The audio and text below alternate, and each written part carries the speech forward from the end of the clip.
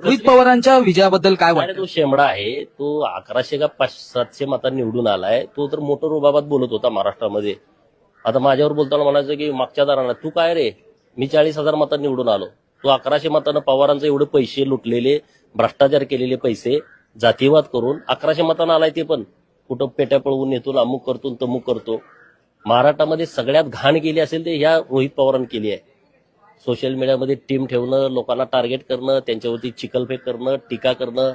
आणि म्हणे मी शरद पवारांनी स्टेटमेंट असं केलं की रोहित आता कर्जत जामखेडचं काम करतोय आणि तो आता 24ला महाराष्ट्रात काम करेल. म्हणजे त्याला मंत्री करणार का काय करणार. तो इतका हवेत गेला त्याचा पतंग, तो कटला आता ते खालीच येत नाही. अशी परिस्थिती रोहित पवारांची झालेली आहे. ही घाण आहे. शरद पवारांचं पुढचं सुधारित व्हर्जन आहे.